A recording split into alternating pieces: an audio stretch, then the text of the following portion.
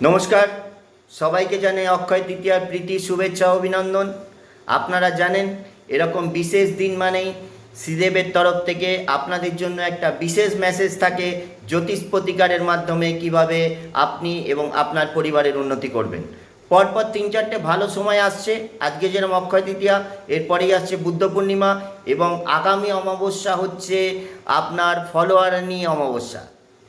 ফলোয়ারানি অমাবস্যাতে আমার যে জ্যোতিষ প্রতিকার অনুষ্ঠান হবে, সেই অনুষ্ঠান হবে তারাপীঠে প্রথম দিন এবং দ্বিতীয় দিন হচ্ছে বর্ধমানে আমার গুরুদেবের বাড়িতে।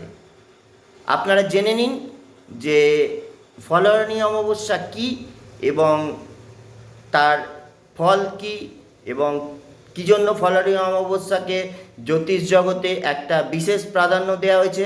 আপনারা জেনে নিন আমার গুরুদেব কী বলছেন।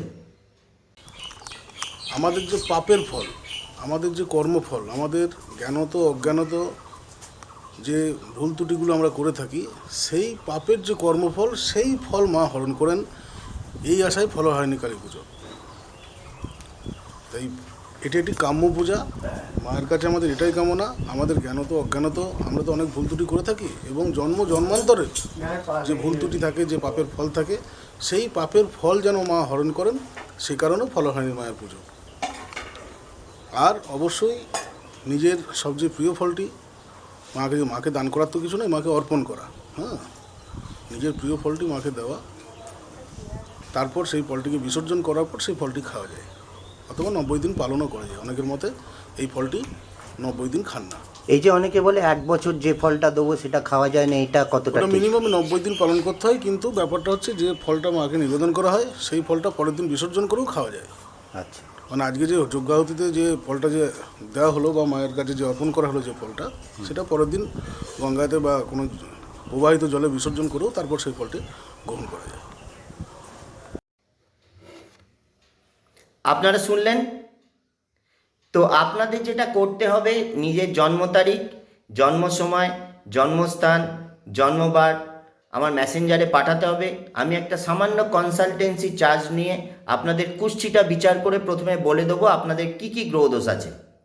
এবং বুদ্ধ পূর্ণিমা থেকে ফলোয়ারানি অমাবস্যায় তারাপীঠে বা বর্ধমানে যেখানে আপনি উপস্থিত হতে পারবেন, সেখানে আপনার গ্রহদোষগুলো প্রতিকার করে দেবো। আপনারা সপরিবারে ভালো থাকবেন।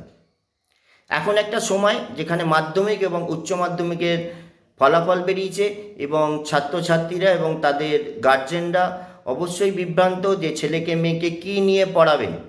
অবশ্যই এই সময় সঠিকভাবে আপনাদের ছেলেদের জ্যোতিষ কেরিয়ার কাউন্সেলিংটা করে নিন, কারণ পরে এলে ভুল হয়ে যায়। কেউ ইঞ্জিনিয়ারিং পড়া উচিত, ডাক্তারিতে চলে যায়। কারুর ডাক্তারি পড়া উচিত, ইঞ্জিনিয়ারিংয়ে চলে আসে। কারুর চার্টার্ড অ্যাকাউন্ট্যান্ট পড়া উচিত, সেও ইঞ্জিনিয়ারিংয়ে চলে যায়। আবার কারুর সাহিত্য নিয়ে পড়া উচিত, সে অ্যাকাউন্টেন্সিতে চলে যায়। এই যে ভুলগুলো হয়, এই ভুলগুলো শুধরে নিন। ফলোয়ারানি অমাবস্যা জ্যোতিষ প্রতিকার কখনো বিফলে যাবে না, কিন্তু এগিয়ে আসতে হবে আপনাদের। আপনারা এখন থেকেই, আজকে অক্ষয় তৃতীয়ার দিন থেকেই খুব জোর কদমে আমি উদ্যোগ নিয়েছি যে যাতে প্রচুর মানুষের বুদ্ধ পূর্ণিমা থেকে আপনার ফলোয়ারানি অমাবস্যা পর্যন্ত জ্যোতিষ প্রতিকারের মাধ্যমে আপনাদের ভালো করতে পারি। কিন্তু আপনাদের জন্ম তারিখ, জন্ম সময় দিয়ে কুষ্টি বিচার করে নিজেদের আগে এগিয়ে আসতে হবে। আজকে আর বক্তব্যকে দীর্ঘায়িত করব না। সমস্ত রকম গ্রহদোষ তারাপীঠে এবং তারপরের দিন বর্ধমানে প্রতিকার করা হবে। আমার অনুষ্ঠান আমন্ত্রণমূলক এবং দূর থেকে হয়। জুন মাসের 5 তারিখ এবং 6 তারিখ দুটি অনুষ্ঠান আছে। আপনারা নিজেদের দায়িত্বে নিজেদের হোয়াটসঅ্যাপ নাম্বার দিয়ে, জন্ম তারিখ দিয়ে আমার কাছে নাম লেখাবেন। আমি নিজের মতো করে যতটুকু শিখেছি জ্যোতিষশাস্ত্র, সাধ্যমতো আপনাদের উপকার করার চেষ্টা করব যাতে আপনারা ভালো থাকেন। আর ছাত্রছাত্রীদের উদ্দেশ্যে বলছি বা ছাত্রছাত্রীদের গার্জেনের উদ্দেশ্যে বলছি, এই সময়টা কেরিয়ার কাউন্সিলিংয়ের জন্য একদম ঠিকঠাক। 8, 9, 10, 11, 12 মাধ্যমিক, এইচএস, যারা গ্র্যাজুয়েশান, কোন লাইনে গেলে পড়াশোনা ভালো হবে অবশ্যই জেনে নিন। সকলে ভালো থাকুন, সুস্থ থাকুন, আনন্দে থাকুন। আমার শুভেচ্ছা রইল। অক্ষয় তৃতীয়া সবার খুব আনন্দে কাটুক। নমস্কার।